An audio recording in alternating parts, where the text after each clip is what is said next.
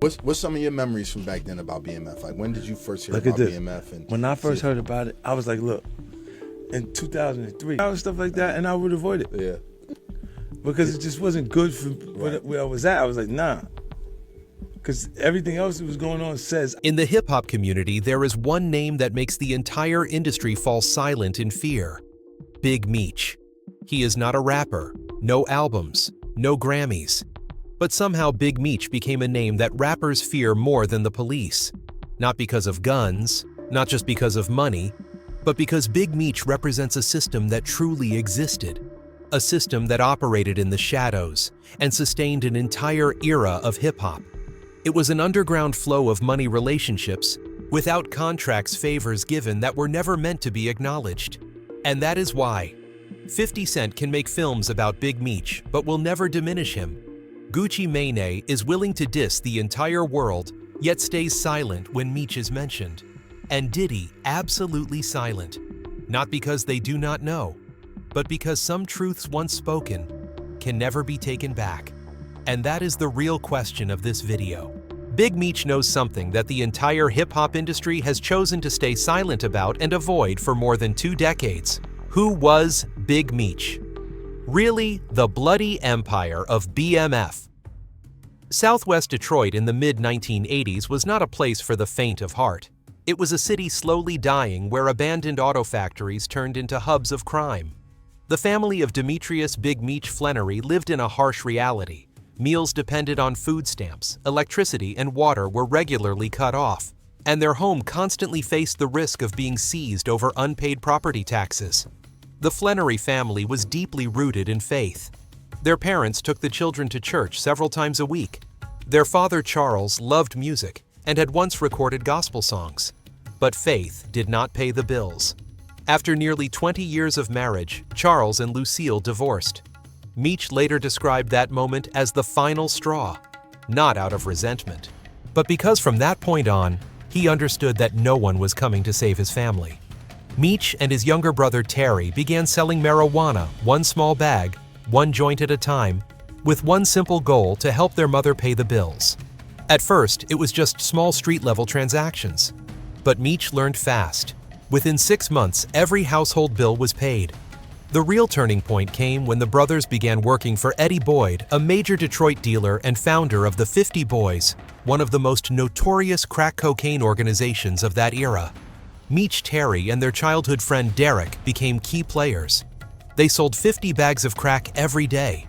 On a good night, revenue could reach up to $20,000. But the brutal reality was that all the money belonged to Eddie Boyd. The 3 of them were paid just $750 a week. Meech saw the limits of working for someone else, and he began wanting to build a system of his own. The 50 Boys quickly created tension on the streets. They had better product, more competitive prices, and most importantly, they began encroaching on other people's territory. In Detroit, that meant war. The biggest conflict erupted with Leighton Simon, known as the Beast, a powerful OG hustler. One night, Leighton drove by and opened fire on Meech's car. No one was hit. It was a warning shot. But Meech did not back down. Instead of retreating, the brothers found a new supplier. Through Lawrence Noel, they gained access to a Colombian pipeline. In a short time, Meech and Terry surpassed the old dealers and rose to the top in Detroit. But tensions between the two crews continued to escalate during a fight at a club. Leighton's brother died. Leighton was injured, survived, but was left permanently disabled. For a Detroit OG, that was an insult impossible to swallow. The war between the two sides lasted 2 years and shook the entire city. But Big Meech emerged victorious. At the same time, the scale of Meech and Terry's operation exploded. From moving 1 or 2 kilos, they jumped to 20 or 30 kilos wholesaling to nearly every dealer in the city. The strategy was clear: high-quality, low prices eliminate the competition. Meech was drawn to the spotlight. He loved clubs, loved being seen, loved the sense of power when he walked into a room and every eye turned toward him. He loved hip-hop and was heavily influenced by Yo MTV raps from fashion to lifestyle. Hip-hop culture began to shape the way they built their image. In 1989, Leighton Simon ambushed Meech for the second time. This time, Meech was severely injured and rushed to the hospital in critical condition. But just days later, he was back on the streets running operations, as if nothing had happened. From that point on, the entire crew carried weapons around the clock. Meech realized one thing. If he stayed in Detroit, he could only become a local legend. He wanted more than that. In 1990, Meech left Detroit. Terry stayed behind to run operations. A new name was born, BMF, the Black Mafia Family. Atlanta, the chosen city. Meech did not choose Atlanta by accident. It was a city exploding with nightlife and music. He bought real estate to move money. But the core strategy was not about controlling territory. It was about becoming the plug. Meech showed up at the biggest clubs, throwing money freely, attracting local hustlers and ballers. From there, he built a distribution network without relying on violence. Detroit and Atlanta quickly fell under BMF's control. During this period, Meech met LaToya, who later became the mother of his son. By the mid-1990s, the Colombian roots collapsed. Meech adapted again. In 1996, he went to Los Angeles and met Wayne Joyner. A year later, he connected with John Paul Green Eyes Grammatica, opening a new route from Mexico. The scale at this point was unimaginable, 1,500 kilos in a single day. Terry continued to run Detroit. Meech coordinated Atlanta and expanded across the United States: Memphis, Kansas City, St. Louis, Alabama, Arkansas. BMF officially became a massive money-making machine. Meech recruited small dealers and trained them into operators capable of handling 20 to 30 kilos. The organization grew beyond 400 members. Product was transported in limousines with hidden compartments. Meech moved from city to city, delivering partying, collecting cash. Each night, he could spend $50,000 to $100,000 in clubs. In 2000, his son Demetrius Jr. was born. Big Meech went from a poor kid in southwest Detroit to the most notorious kingpin in America. But that was only the first half of the BMF story. BMF was not a typical street gang. From the very beginning, BMF was designed as a multi-state network with a clear layered structure. Each city had its own leader. People in one city did not need to know who was running another. No one could see the entire picture. No one held all the information. That was the fundamental difference between BMF and traditional street gangs. Street gangs rely on territory, personal reputation, and constant visibility. BMF was the opposite. The system kept running even when Big Meech was not present. BMF's money did not move randomly. Cash was collected, divided, transferred, hidden, and redistributed through multiple layers. Not to show off, but to avoid creating a single point of weakness. That is not how a street gang thinks. That is how an organization thinks. Big Meech did not build power through noise. He did not need television appearances to prove who he was. When a system no longer depends on the presence of its leader, that is when it becomes most dangerous. Big Meech, the man who understood brand. Before hip-hop did. Long before major corporations poured money into promoting luxury lifestyles in rap, Big Meech was already a decade ahead. He did not see BMF, the Black Mafia Family, as just a criminal organization. He saw it as a luxury brand. The BMF logo with its intertwined letters did not only appear on shipments, it appeared on heavy gold chains, on leather jackets, and even on massive billboards across Atlanta. Meech was not selling product. He was selling a dream. Long lines of limousines, parties where champagne flowed like water, the constant presence of glamorous women. Meech defined what it meant to be a baller long before the word became common in lyrics. The peak of his boldness came when he put up giant billboards reading, "The world is BMF's." It was a direct challenge to law enforcement, but a powerful magnet for street youth everywhere. While rappers tried to look like gangsters to sell records, Meech, a real gangster, used music as a tool to legitimize his presence and open doors into high society. Hip-hop was pulled into Meech's orbit like a small planet circling the sun. Hip-hop and BMF, a dangerous relationship. In the early 2000s, if you were an up-and-coming rapper in Atlanta or Detroit without Meech's approval, you might as well not exist. BMF Entertainment was not just a label front, it was a bottomless bank. BMF spent freely on the most extravagant album launch parties, the most luxurious tours that major labels were afraid to fund. BMF controlled the clubs. Want your song played at Magic City? Want a VIP table to show your status? You had to go through Meech. For young rappers like Young Jeezy BMF was the ultimate street credibility. Having BMF members behind you in music videos was not just for show. It was a statement this artist is protected by BMF. BMF could create rumors and shocking moments that put a rapper's name across every hip-hop magazine overnight. Meech could turn an unknown into a star simply by letting him sit next to him in a club. On the other hand, Meech could also shut a superstar out of major cities entirely. Why did 50 Cent, a man known for clashing with the entire world, always show respect to Big Meech? Why did Rick Ross take his name from a legendary kingpin and chase the BMF energy in the song BMF Blowin' Money Fast? Because deep down, every rapper craved the kind of real power Meech held. A power that did not come from Billboard charts, but from fear and absolute loyalty from thousands of people beneath him. The relationship between BMF and hip-hop is proof of an era when dirty money helped shape musical icons. Meech did not need a microphone to command a crowd. He only needed his presence. If BMF were an iceberg, the shootings and street-level operations were only the visible tip. Beneath the surface was something massive, cold, powerful, and far more dangerous. The biggest scandal. BMF was never just street money. Confidential investigation files, an entertainment money laundering machine. When federal agents from the DEA and FBI began peeling back the layers of BMF, they were not confronting a simple street organization, but a complex financial maze. Big Meech did not hide cash in basements. He turned it into stage lights. Meech did not create a record label to sell music. He created it to launder billions in cash. Massive flows of money from Mexican roots were funneled into nightlife and clubs.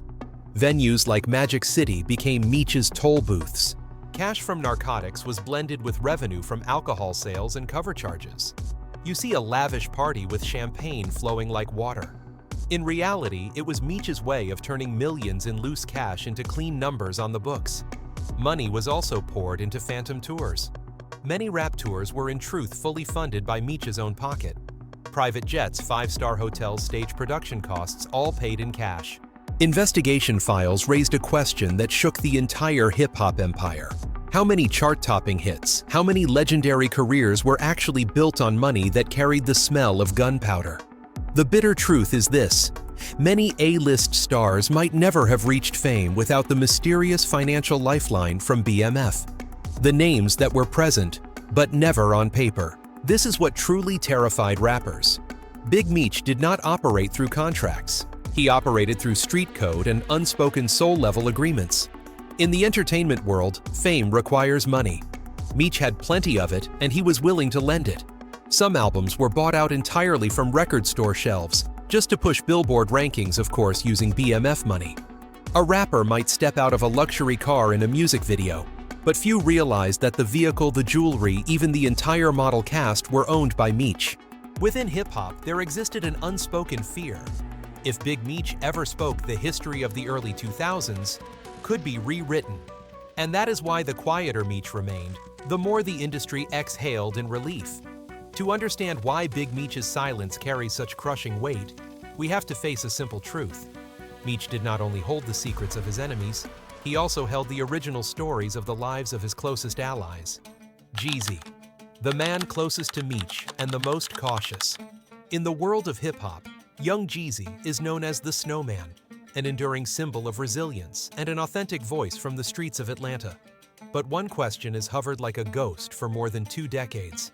Is Jeezy a self-made genius, or is he the most successful project the BMF empire ever invested in? Since the hit record Trap or Die shook the charts, insiders have whispered about a relationship that went far beyond brotherhood. Long-standing rumors have claimed that Jeezy was not just telling trap stories, but was directly backed by the massive fortune of Big Meech. While other rappers openly bragged about ties to street crews to build credibility, Jeezy chose a very different strategy. Carefully calculated avoidance, questions about the original funding behind his luxury tours, or the purchase of million-dollar jewelry were always answered with vague references to hard work. The behind-the-scenes connections between him and core BMF figures were guarded like a sealed vault. Jeezy's caution was not a sign of disrespect toward Meech. It was because he understood one thing clearly. In the eyes of the government, the line between a funded artist and someone tied to financial crimes is dangerously thin. One wrong statement could turn a Grammy trophy into handcuffs. There is a paradox. Even while keeping a safe distance from the media, Jeezy never publicly denied or severed his bond with Big Meech. Why would an A-list superstar risk his reputation by keeping his name linked to a man serving a 30-year sentence? If Jeezy were to turn his back on Meech or deny him, he would open a Pandora's box of legal questions. Acknowledging Meech as his backer would also mean acknowledging a hard truth. That part of his success carried the footprint of dirty money. That is a scar no major label in Hollywood wants to see. More than that, in street culture, abandoning the person who once lifted you up when they fall is the greatest offense of all. Jeezy knows he is standing on a chessboard where one careless move could wipe out every piece. The end of this relationship is not written in explosive interviews or social media posts. It ends with an unspoken agreement: silence at the right moment. Jeezy continues to shine under the stage lights carrying the legendary snowman image, while Meech keeps the secrets of money flows and backroom deals locked away in the darkness of a prison cell. Some relationships in the underworld do not end with a goodbye. They end with two men looking in opposite directions, while sharing the same secret, until their final breath. Gucci Mane, the man who challenged the entire industry, yet fell silent before one name. If there is one rapper who seems to fear nothing, it is Gucci Mane. He has dissed rappers without reason, clashed head-on with labels, and challenged the entire system whenever he felt disrespected. Gucci's career was built on open confrontation, on saying out loud what others only dared to whisper. But then something strange happened. Across all the beefs, the sharp lyrics, the blunt interviews, Gucci Mane has never dissed Big Meech. Not a single line, no sarcasm, no wordplay. For someone like Gucci, that was not accidental. It was a decision. Atlanta is Gucci's city, and it is also the city where BMF once ran deep. Through nightlife club culture, DJs, promoters, and the entertainment backrooms, there are stories everyone has heard, but no one wants to repeat out loud. Because speaking up is not just about losing face. Speaking up means pulling yourself back into an old network, one where too many people once benefited, once relied on each other to survive. Those relationships did not disappear when Big Meech went to prison. They simply grew quieter. Gucci understands this very clearly. He can confront individuals. He can attack another rapper. He can go straight at a label. But he is not foolish enough to touch a system that existed before he became famous and left marks so deep that mentioning the wrong name at the wrong place at the wrong time can destroy you. So Gucci chose silence. Not out of fear in the street sense, but out of understanding the rules of the game. And that is exactly what makes Gucci Mane's silence so unsettling. His silence is not empty space. It is a signal of power. 50 Cent, the only one willing to tell the story, but never cross the line. Among all the names connected to Big Meech, 50 Cent is the only one powerful enough to bring that story to the public. He did not just mention Meech. He told the story of an entire empire. He produced the BMF series. He put the story on screen. Yet what stands out is this 50 never turned Big Meech into a joke and never reduced him to a cheap villain. From the very beginning, 50 Cent tightly controlled the narrative. He explored the drama, the conflicts, the ambition, and the cost of it all. But he never smeared Big Meech, never piled on new accusations, never fabricated unverified scandals. In interviews with the American press, 50 has said in essence that he did not need to add seasoning to the story because the history of BMF was already powerful enough. To him, BMF was not a morality play. It was a snapshot of how a system is built, how it operates, and how it ultimately collapses. That was the first line. 50 Cent is known for provoking mocking and pushing buttons. He has attacked rappers, labels, even powerful figures in the entertainment industry. But when he speaks about Big Meech, his tone is always different. Less joking, less sarcasm, and most importantly, never dismissive. Then there is one quote from 50 Cent that, while not naming Big Meech, directly says everything. He once said, "You can joke about rappers, you don't joke about systems." That single line explains why 50 Cent was willing to tell Big Meech's story, yet knew exactly where to stop. This matters because 50 Cent understands systems better than most rappers. He lived in a world where the line between the street's music and business was razor thin. He survived being targeted, being shut out, and building his own empire from the ground up. And precisely because he understands systems, he also understands that some stories should never be told without restraint. 50 Cent was willing to tell Big Meech's story because he had the position to do so. But he did not dare and did not want to cross the line of unspoken respect. He did not turn Meech into a punchline. He did not invent new allegations. He did not chase shock value for attention. In 50's world, that is not fear. It is the calculation of someone who understands the rules of power. And there is one figure often called a kingpin of hip-hop, who also treats the name Big Meech with caution. Diddy Absolute Silence. For more than 3 decades, Diddy has been a master of controlling narrative. When rumors surface, Diddy speaks. When crises hit, Diddy redirects the story. When criticism arises, he either strikes back or reshapes public opinion through his media power. Diddy knows everyone artists' nightlife kingpins, business figures, the quiet political layer of American show business. He is not someone working behind the scenes. He is the backstage. That is exactly why Diddy's silence around the name Big Meech feels so abnormal it cannot be ignored.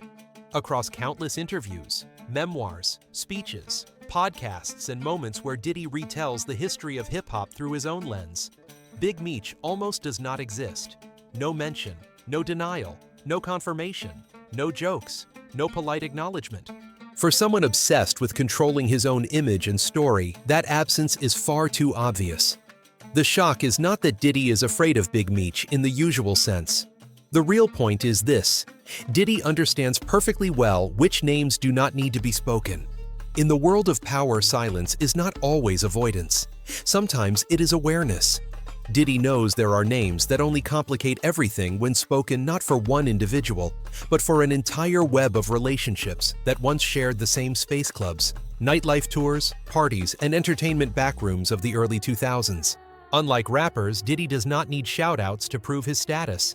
He understands that every name mentioned creates questions, and every question pulls old connections back into the light. Connections no one wants reopened. So the safest move is not explanation, but preventing a story from existing at all. That is the strategy of someone who knows how to survive long-term in a world built on power. And this is where Diddy's silence becomes the most revealing detail in the entire Big Meech story. Because when a man famous for speaking appearing and manipulating narrative chooses absolute silence, that silence is no longer empty. It is a signal, a message that says, there are some names you do not touch. BMF was too dangerous, and the US government was never going to look the other way. BMF collapses. Big Meech goes to prison.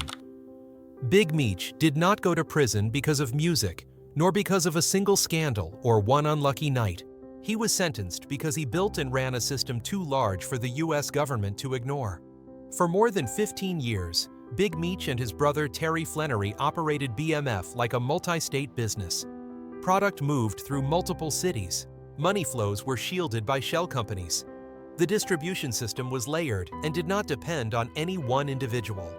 This made BMF nearly impossible to take down with a single arrest. What ultimately brought it down was time. The US government did not target Big Meech. They targeted the system. Instead of chasing Big Meech as an individual, the US government went after something more dangerous: the system.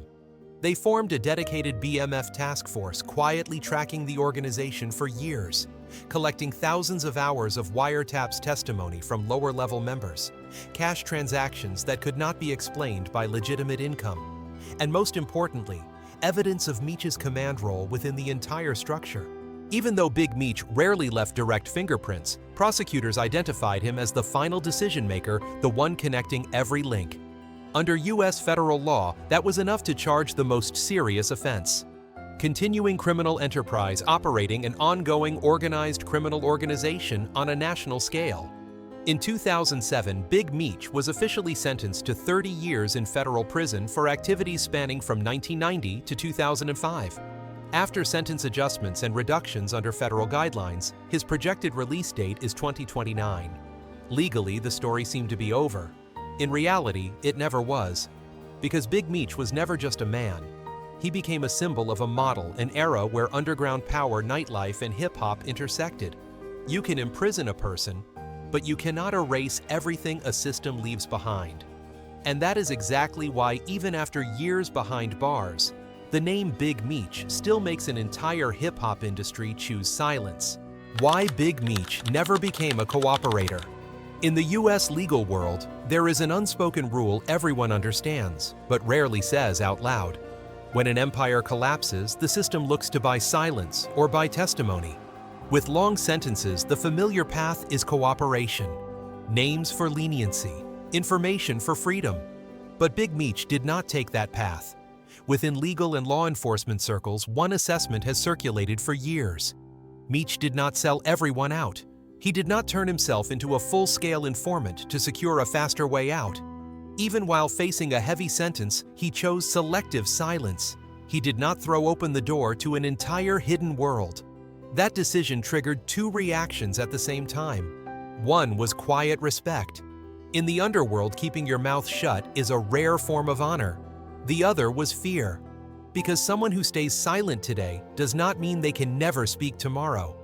And that uncertainty is what unsettles hip-hop more than any scandal. Meech does not appear on podcasts. He does not write memoirs. He does not explain. He does not justify. He does not need to name anyone to keep people awake at night. The fact that Meech knows too much, who was present, who benefited, who stood next to whom during sensitive moments, that alone creates invisible pressure. In this world, the greatest fear is not being exposed. It is not knowing when the truth might surface. The legacy of Big Meech. Big Meech is in prison, but his story is not. It continues to live. It continues to be told. It continues to be referenced in music, in film, and in conversations no one records. His son is still out there. Demetrius Lil Meech. Flenory Jr. grew up in the shadow of a name that is both revered and avoided. For the older generation, Big Meech is a chapter of history that was never fully told.